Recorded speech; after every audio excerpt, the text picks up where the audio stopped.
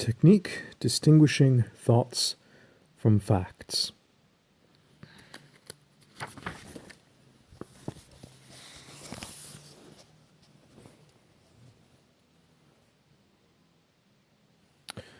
Question to pose, intervention. Thoughts and facts are not the same. Just because you think something is true does not necessarily mean it is true. I can think I'm a zebra, but my thought does not mean I am a zebra. We have to check out the thoughts against the facts. Example, therapist, can you tell me what you're thinking about that's making you so anxious? Patient, I think I'm going to get fired. How do you know you will get fired? Patient, I just know it. I can see it coming. Well, you may believe or think you'll get fired, but isn't it possible that you could be wrong about this? Patient, I feel pretty strongly about this. I just know it's going to happen. Therapist, although it could be true, it could happen that you might be fired. It may also be possible that it won't happen. There's a difference between a belief and a fact. Believing it's true doesn't make it true. Would you consider the possibility of examining the reasons why you might get fired and the reasons why you might not get fired? Patient, but I don't know. I really, really think this will happen. I'm really anxious about it. Therapist, sometimes we think the more intense our anxiety, the truer our belief is. It's like we are reasoning from the starting point of our emotion. I feel anxious, therefore something bad will happen. But does that make sense? I can feel very anxious and really strongly believe I will fail, but that doesn't mean that I will. It's simply what I feel and think at this moment in time. Patient, I guess I do that a lot, using my anxiety as a basis for what I think will happen. Therapist, the interesting thing about checking out the facts is we often find that our anxiety has been a poor guide to the truth. I call this emotional reasoning, using my emotions as evidence of the facts. Even strongly held beliefs often don't survive the test of reality. But we'll have to see, I guess. In this example, the therapist acknowledges the patient's strong belief and explains that belief does not equal truth. The therapist then invites the patient to examine the evidence and the reasoning that leads to the belief about getting fired.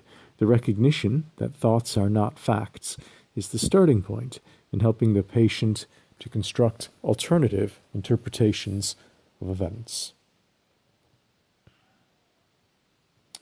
Homework, the therapist can ask the patient to keep track of activating or preceding events that lead to specific beliefs and feelings using Form 2.3.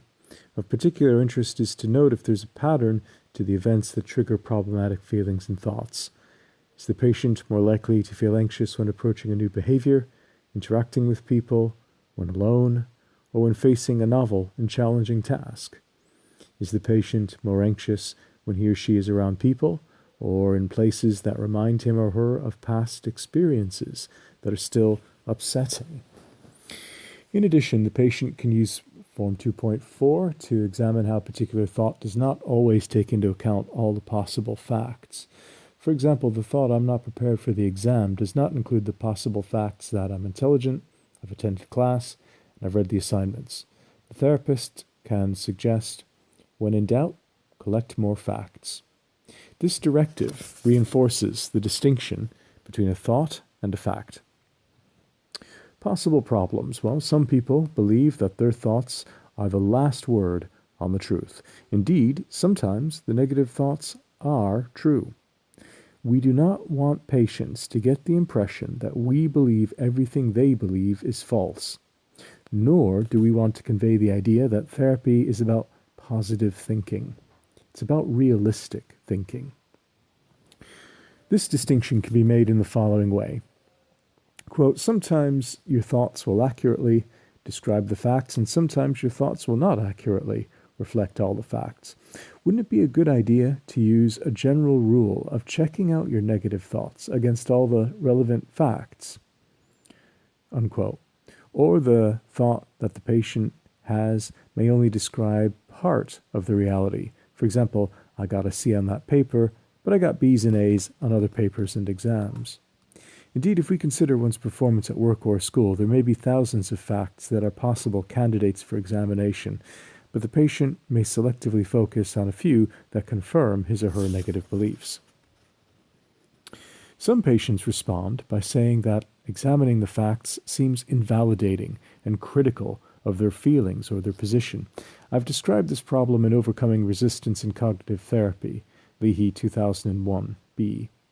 The feeling of invalidation can be explored directly by asking the patient if these questions about the facts seem like put-downs or rejections.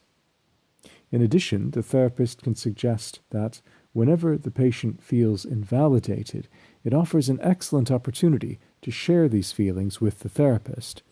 It may be helpful to indicate to the patient that some of the techniques might very well seem invalidating, but it is not that the therapist does not respect or care about the patient's feelings. It is more that the therapist and patient are working together to help the patient feel better. Imagine going to your doctor, believing you have a heart condition, and the doctor does a thorough examination but cannot find any signs of a heart condition. Would you consider this invalidating? Again, the important point to make is that examining the facts does not necessarily mean the patient is incorrect. Of course, if the patient is correct, I will do poorly on the exam, the therapist can examine what has led to this outcome. Choosing a course that one is not prepared for, poor study habits, lack of resources, not attending class, and how any problems could be addressed in a practical manner. True facts that prove negative may lead to positive change through the use of problem-solving strategies. The end.